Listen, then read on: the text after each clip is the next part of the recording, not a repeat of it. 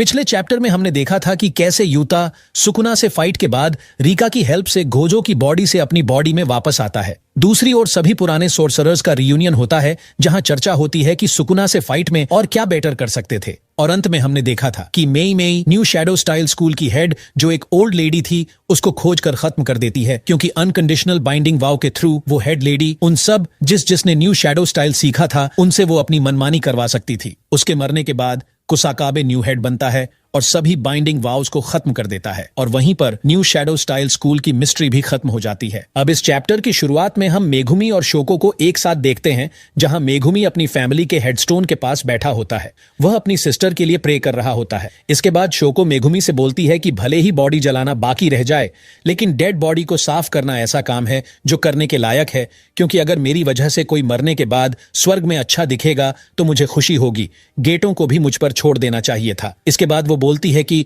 वैसे मैं after life में विश्वास नहीं करती। वह मेघुमी का मूड ठीक करने के लिए फनी बातें कर रही होती है। इसके बाद दोनों वहां से जाने लगते हैं। तभी मेघुमी किसी से फोन पर बात करता है कि मैं समझ गया, मैं वहां जाऊंगा। शोको कुछ समझ नहीं पाती है।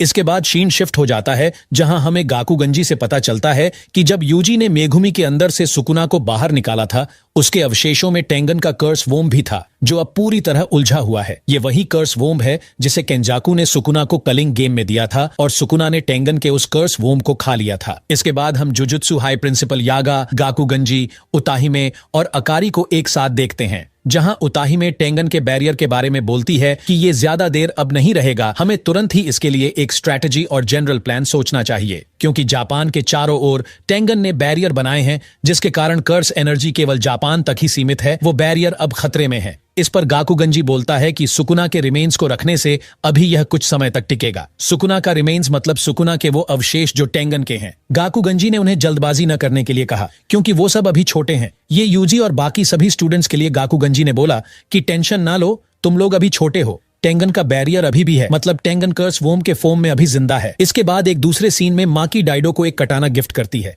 डाइडो के साथ मियो भी होता है। ये दोनों कलिंग गेम के रीइंकार्नेटेड प्लेयर्स हैं जो इनकी हेल्प कर रहे थे। माकी उन लोगों को बोलती है कि भले ही कलिंग गेम खत्म हो गया हो, लेकिन टोक्यो अभी भी इनवायोलेबल एरिया है। वह उन दोनों से वहीं रुक जाने को बोलती है, लेकिन वो दोनों रुकने से मना कर देते हैं, क्योंकि मियो को कर्स स्पिरिट्स बोरिंग लगती है। इसके बाद एक दूसरे सीन में हम चार्ल्स को देखते हैं। चार्ल्स एक मांगा राइटर है जो खुद के मांगा पर काम कर रहा होता है। इस सीन में ऐसा लगता है चार्ल्स के रूप में जुजुत्सु काइसेन मांगा के राइटर गेगे अकुतामी खुद अपना एक्सपीरियंस या फिर कुछ अपडेट्स व्यूअर्स को बताना चाहते हैं। चार्ल्स बोलता है कि नए लोगों को कम से कम एक बार अनुभवी क्रिएटर के साथ काम करने का एक्सपीरियंस लेना चाहिए। चार्ल्स की इन बातों से ऐसा लग रहा है कि हमें जुजुत्सु काइसेन का सीक्वल देखने को मिल सकता है, जिसे कोई और राइटर के द्वारा लिखा जाएगा। इसके बाद सीन फिर से शिफ्ट होता है और हम एक बेस्ट इंटरेस्टिंग पेज देखते हैं, जहां तकाबा किसी मिस्टीरियस पर्सन के साथ डर्टी जोक्स के बारे में बातें कर रहा होता है। इस पर्सन की मिस्ट्री को बनाए रखने के लिए फेस को छिपा दिया गया है। फेस भले ही छिपा हो, लेकिन इसके आउटफिट और हेयर देखकर यही लगता है कि ये डेफिनेटली गेटो की बॉडी ही है, जिसे केंजाकू कंट्रोल कर रहा था। और तकाबा ये वही कॉमेडियन सोर्सरर है जिसके साथ केंजाकू ने फाइट करी थी। इसके बाद ही यूता ने केंजाकू का गला काटा था। इस चैप्टर में सीन बार बार एक के बाद एक कैरेक्टर्स पर शिफ्ट हो रहे हैं,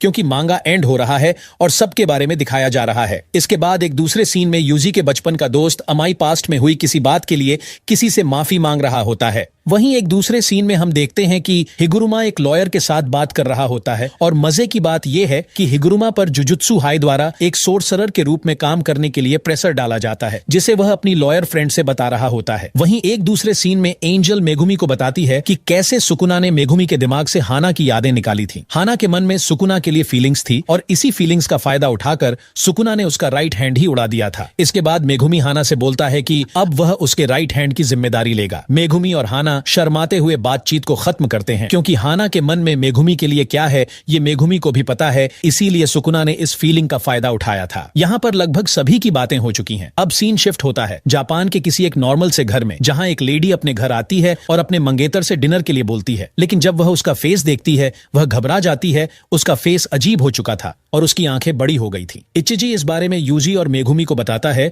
कि उसका नाम फुकुजावा होता है, जो 26 साल का है। वह अपनी मंगेतर के साथ रह रहा है, जिसने 2 वीक पहले इसके फेस में चेंजेस देखे थे। यूजी, मेगुमी और नोबारा उसके यहाँ जाते हैं। हालांकि वे उसके फेस में कोई प्रॉब्लम नहीं देखते हैं। उन्हें लगता है कि उस लेडी को ये ऐसा दिख रहा, इसीलिए वह खुद शापित है, और नोबारा उसे दूसरी साइड मोड़ देती है। और चैप्टर के अंत में यूजी और मेगुमी आपस में इस लो लेवल कर्स यूजर पर डिस्कस कर रहे होते हैं, क्योंकि इचिजी ने बताया था कि इसका चांस बहुत कम है कि ये एक कर्स स्पिरिट होगी, इसलिए शायद ये एक कर्स यूजर है जो कि कलिंग गेम की लास्ट प्लेयर भी हो सकती है। यूजी को विश्वास है कि साथ में मिलकर वो उसे हरा देंगे, और यहीं पर यह चैप्टर खत्म हो जाता है। ये यूजी, मेगुमी, नोबारा और शायद से जुजुत्सु काइसेन का भी लास्ट मिशन होगा। जैसा कि हमें उम्मीद थी कि राइटर इसके सीक्वल की अनाउंसमेंट करेंगे, वैसा कुछ नहीं हुआ। लेकिन मुझे लगता है जल्द ही इसकी अनाउंसमेंट हो सकती है, क्योंकि अभी भी इसमें बहुत सी चीजें बची हैं जिनके आंसर्स अभी तक हमें नहीं मिले। नोबारा उस लड़की को चेक करती है, लेकिन उसे किसी तरह का मार्क और कोई सील नहीं मिलता। इसीलिए वो बोलती है कि कर्स यूजर आसपास हो सकता है जो दूर से ही इसे कंट्रोल कर रहा होगा। लेकिन मेगुमी बोलता है कि हमें केयरफुल रहना चाहिए। कर्स यूजर छिपने में एक्सपर्ट है। वो 100 मीटर की रेंज में हो सकता है, और यहाँ बहुत से बिल्डिंग्स और ब्लाइंड स्पॉट्स हैं, और इतने सारे लोगों के बीच कर्स एनर्जी कहां से आ रही, ये पता लगाना मुश्किल काम है। इसीलिए उसे फाइंड करना डिफिकल्ट हो सकता है। वो बोलता है कि हमें ऐसा प्लान बनाना होगा जिससे वो खुद ही सामने आ जाए। इसके बाद तीनों प्लान बनाते हैं, जहां यूजी बोलता है कि लड़की को कर्स यूजर की रेंज से दूर ले जाके देखना चाहिए कि क्या होता है। इस बात पर नोबारा बोलती है कि ये काम हमें यूजी पर छोड़ देना चाहिए, क्योंकि उसकी स्पीड ज्यादा है। मेगुमी बोलता है कि हम अगर लड़की को कर्स यूजर की रेंज से दूर ले जाकर उसका कर्स तोड़ भी देते हैं तो इससे कर्स यूजर छिप सकता है, लेकिन बाद में वो दोबारा अपना कर्स लगाने का वेट करेगा। मेगुमी सबको केयरफुल रहने के लिए बोलता है। इसके बाद वो तीनों उस कपल को बिल्डिंग की सबसे ऊंची जगह में ले जाने का डिसीजन करते हैं, जो कि कर्स यूजर की रेंज से दूर जाने के लिए काफी है। जैसे ही वो कपल को बिल्डिंग के टॉप फ्लोर में ले जाते हैं, लड़की को अपने लवर का फेस नॉर्मल दिखने लगता है। इसका मतलब वो कर्स यूजर की रेंज से बाहर चले गए हैं और उसकी कर्स टेक्निक इनइफेक्टिव हो गई है। कर्स टेक्निक खत्म होते ही वो बिल्डिंग से बाहर आ जाता है। इसके बाद नोबारा उस कर्स यूजर को फाइंड कर लेती है जिसने उस लड़की को अपनी कर्स टेक्निक से इफेक्टेड किया था। वो कहीं छिपकर अपनी कर्स टेक्निक को कंट्रोल कर रहा था। वो नोबारा को अचानक से अपने सामने देखता है और वो डर जाता है। वो गुस्से में नोबारा से पूछता है कि अब तुम कौन हो। इसके बाद यूजी भी वहां आ जाता है। वो अपनी कर्स टेक्निक यूजी और नोबारा पर भी यूज करता है, जिससे वो दोनों एक दूसरे को देखते ही रह जाते हैं, और वो कर्स यूजर भागने लगता है। लेकिन तभी मेगुमी वहां आ जाता है और उसके शिकिगामी डॉग्स उसे पकड़ लेते हैं। वो तीनों उसे जुजुत्सु हाई ले जाने के लिए कार में डाल देते हैं और एंजॉय करने लगते हैं। इसी बीच यूजी उस कर्स यूजर से बातें करने लगता है, जहां वो यूजी से पूछता है कि तुम लोग मेरे साथ क्या करोगे। इस पर यूजी बोलता है कि ऐसा नहीं है कि तुम्हें फांसी दी जाएगी, अब इतना भी सैड मत दिखो। इसके बाद हमें एक फ्लैशबैक दिखाया जाता है जो गोजो का लास्ट लेसन होता है, जिसमें यूजी और गोजो आपस में बातें कर रहे होते हैं। गोजो बोलता है कि एक दिन मेरे स्टूडेंट्स मुझसे अधिक पावरफुल बन जाएंगे और मुझे भूल जाएंगे, लेकिन मुझे अगर कुछ हो जाता है तो यूजी तुम पावरफुल बनना और अपने रास्ते पर चलना। ये सुनकर यूजी को दुख होता है और वो बोलता है कि वह गोजो सेंसे को कभी नहीं भूलेगा, और उम्मीद है आपको मेरी बातों पर यकीन होगा। गोजो चाहता है कि यूजी उससे भी पावरफुल बने, उसे यूजी की एबिलिटीज पर पूरा भरोसा है। यूजी को लगता है कि गोजो को क्या हो गया है, कैसी बातें कर रहे हैं। गोजो बोलता है कि तुम सच में अभी भी बच्चे हो। ये कॉन्फिडेंस है, ऐसा कॉन्फिडेंस जो आज से पहले मुझे कभी नहीं आया। इन दोनों की बातचीत के बाद ये फ्लैशबैक खत्म हो जाता है। यूजी उस कर्स यूजर से बोलता है कि सोचने के लिए कुछ टाइम लो, उसके बाद हमारे मिशन पर हेल्प करना, मैं तुमसे अच्छी उम्मीद करूंगा। इसके बाद नोबारा किसी चीज के लिए यूजी से पूछती है कि उस चीज के साथ तुमने क्या किया। यूजी बोलता है कि उसने वो फेंक दिया क्योंकि अब वो डेंजरस नहीं है। नोबारा टेंशन में आ जाती है क्योंकि उसे लगता है कि अभी भी वो चीज इंपॉर्टेंट हो सकती है। शायद ये सुकुना की लास्ट फिंगर के बारे में बात कर रहे होते हैं। इसके बाद सीन शिफ्ट हो जाता है और हमारे सामने एक खतरनाक सीन आता है, जहां हमें जुजुत्सु काइसेन के 2 सबसे खतरनाक विलेन सुकुना और माहितो देखने को मिलते हैं। वो आपस में बातें कर रहे होते हैं। माहितो परेशान है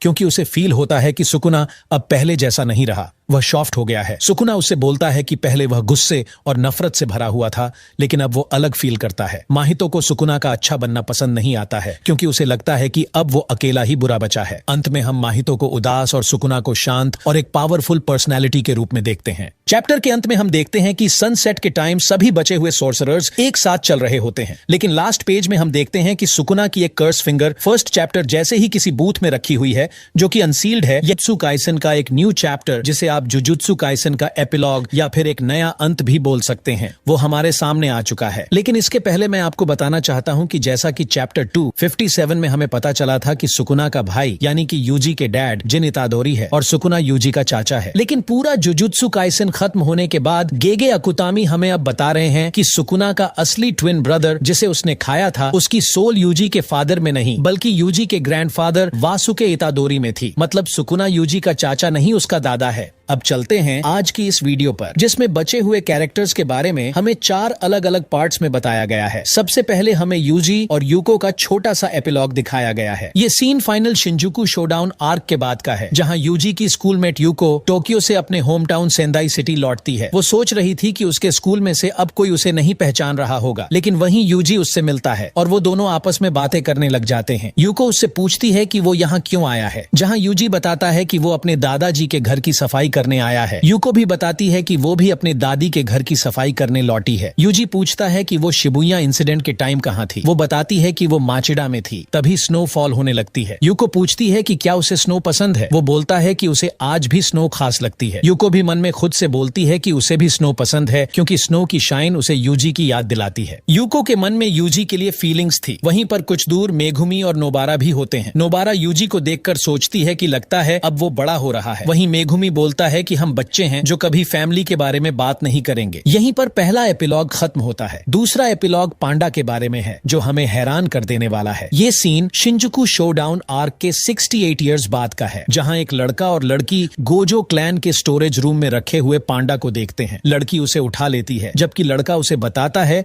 कि स्टोरेज रूम का सभी सामान उनके दादाजी का है और ये पांडा स्पेशल कर्स कॉर्प्स है। ये सुनकर लड़की पांडा को फेंक देती है। तब अचानक पांडा उसकी रूडनेस पर बोलता है कि क्या तुम सच में यूता के ग्रैंड चाइल्ड हो, क्योंकि यूता कभी इतना ज्यादा नहीं बोलता था। पांडा के बोलते ही वो दोनों डर से चिल्लाने लग जाते हैं। दरअसल यूता 2080 में मर चुका है और ये दोनों यूता के पोते और पोती हैं। इसके बाद हमें बताया जाता है कि 2018 शिंजुकू शोडाउन आर्क यानी कि फाइनल फाइट के बाद पांडा की सेल्फ अवेयरनेस कम हो रही थी और 2035 तक आते आते उसकी एक्टिविटी पूरी तरह से बंद हो गई थी। इसीलिए उसे गोजो क्लैन के स्टोरेज रूम में रखवा दिया गया था। इस टाइम गोजो क्लैन का लीडर कोई और नहीं बल्कि यूता ही था, क्योंकि गोजो के बाद वही सबसे पावरफुल था। इसके अलावा गोजो और यूता दूर के कजन थे। हालांकि अभी भी कभी कभी पांडा एक्टिविटी करता रहता है, जैसे उसने अभी यूता के ग्रैंड चाइल्ड को डांटा है। अब तीसरा एपिलॉग भी शिंजुकू शोडाउन आर्क के बाद का ही है, जहां नोबारा अपनी माँ से मिलने एक रेस्टोरेंट में आई हुई होती है। उसकी माँ उसे देखकर चौंक जाती है और पूछती है कि वो उससे मिलने क्यों आई है। तब नोबारा उसे बताती है कि किसी मरने वाले की इच्छा थी, इसीलिए वो यहाँ उससे मिलने आई है। दरअसल गोजो ने उसके लिए जो लास्ट लेटर लिखा था उसमें नोबारा की माँ का एड्रेस था और केवल गोजो के लिए ही वो उससे मिलने आई थी। जब उसकी माँ को पता चलता है कि नोबारा सोर्सरर बन गई है, तब उसकी माँ बोलती है कि उसमें ये टैलेंट नहीं था। तब नोबारा बोलती है कि आप में तो एक माँ बनने का भी टैलेंट नहीं था। इसके अलावा नोबारा बोलती है कि आपने मुझे जुजुत्सु सोर्सरर बनाने का यूज किया ताकि आप एक माँ की जिम्मेदारी से भाग सको, क्योंकि आप दादी से डरती थी। तब उसकी माँ उसे बोलती है कि मुझे तुम्हारी नजरों में अच्छा बनने का कोई इंटेंशन नहीं है। उसकी माँ एक्सेप्ट करती है